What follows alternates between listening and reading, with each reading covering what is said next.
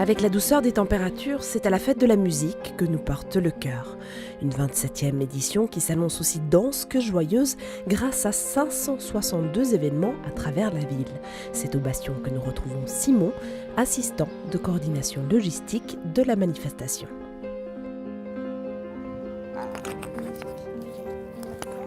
Simon, on voit tout ce qui se met en place aujourd'hui en amont du week-end de fête de la musique. C'est quoi les gros défis et les gros challenges en fait à quelques jours de la manifestation?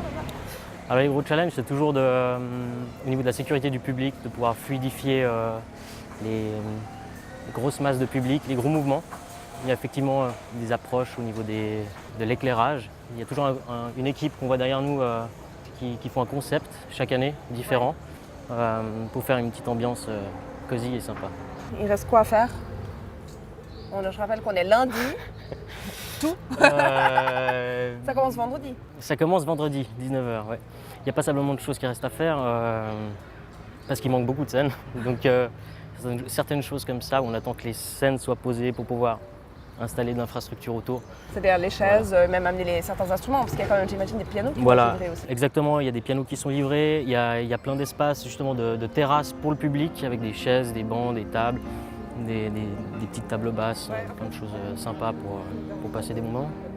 Puis c'est au tour de Laurent Marty, coordinateur de la fête de la musique, de nous rejoindre pour une visite guidée des lieux. Ces grandes lanternes, dessus, ce qui est important, c'est que il y a surtout un plan, le nom de la scène. Le plan de toutes les scènes en fait. Il y a le plan général du périmètre. Ça permet de se repérer. Bon, le truc assez classique, vous êtes ici. On y retrouve les points d'eau, les informations WC, bureau d'information, les Samaritains bien sûr. Parmi les scènes du parc des Bastions, il y a celle des écoles. L'EPI, l'association de pratique instrumentale carougeoise, sera de la partie. Elle est ouverte aux enfants de 8 à 18 ans. Denis Palma a assisté aux répétitions. À la guitare, Anaïs, 12 ans. Dans cette école de musique, les cours sont élaborés à partir des envies des élèves. On travaille beaucoup des mélodies, des accompagnements différents, de styles différents, en fonction de ce qu'elle m'apporte, elle aussi, comme envie.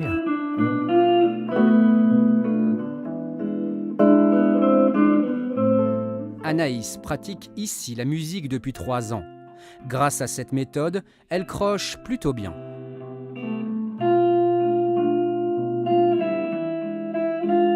C'est cool parce qu'on n'est pas obligé de faire des morceaux qu'on n'aime pas. Et on peut bien progresser dans plusieurs morceaux. Dans les sous-sols de l'école, dernière répétition pour les Super Twiggles.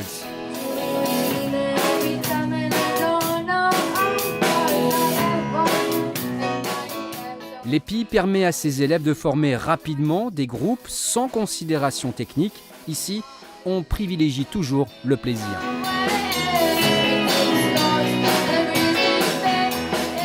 Les enfants et les adolescents arrivent sans prérequis musical et ils jouent tout de suite des morceaux, sans passer par du solfège ou sans devoir avoir des bases.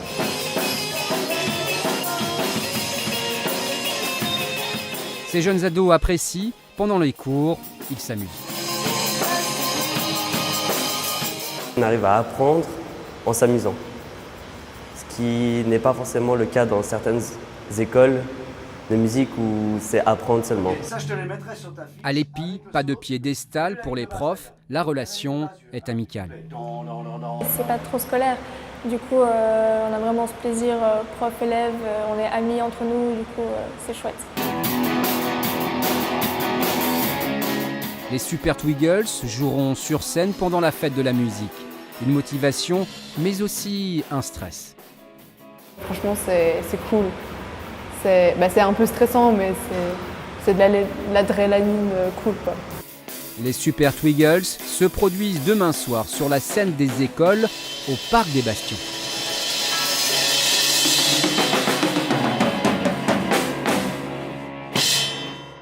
Tu me disais que ça, c'est une salle que vous récupérez cette année, en fait, la salle des abeilles. La salle des abeilles, magnifique. On a besoin d'une salle supplémentaire donc, pour le classique, et ça, c'est une bonne opportunité. Pendant que là, à gauche, on installe Voilà, la signalétique signalétique, lumineuse. lumineuse, lumineuse. Là, je cours. Une chose intéressante à faire là, Ouais, c'est de redescendre ouais. et d'aller à la cour des casemates parce que là la scène de la danse est montée. Puis après on pourra remonter de l'autre côté puis voir le travail qui se fait à l'observatoire. Sauf que pendant la fête, il y aura un escalier ici en face qui part en haut du pont là et qui descend jusqu'en bas. Sur le pont. Ouais, qui part du pont. Là. Ouais, là. Qui va sur le trottoir en bas. Ouais, donc il y a vraiment du matériel déjà là. On est sur une configuration de ring. Et ça, c'est complètement nouveau. Malgré que les gradins soient un peu moins hauts, il y a plus de, plus de place assise. Tu vois, donc on peut pas bosser, on a fait de la musique. Bonjour, Zelda. Magnifique.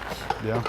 Donc là, c'est la scène des casemates, c'est ça? Scène des casemates, scène de la danse. Maintenant, Et on va aller... on va traverser, on va monter sur l'observatoire. Ouais.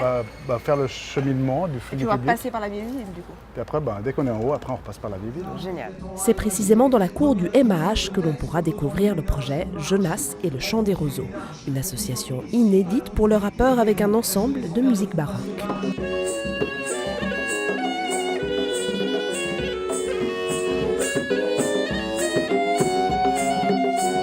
Vu que le rap, il sème plein de musique, après, c'est chercher les atomes crochus.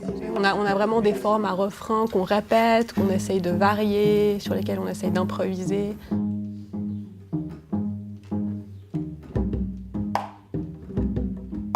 Tu réinterprètes tes morceaux d'une manière différente, ça fait naître d'autres feelings. Quand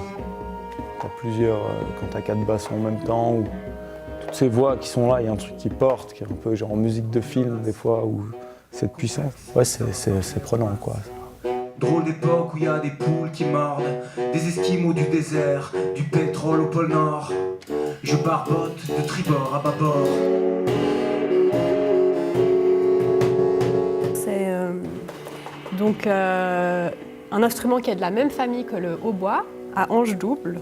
C'est un instrument peu commun, mais on l'entend dans Pierre et le Loup, là il fait le grand-père, comme disait Jonas.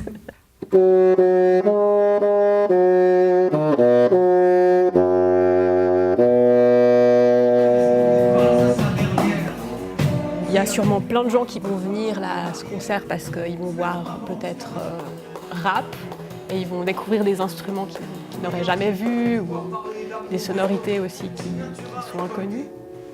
Ou le contraire. Ou le contraire.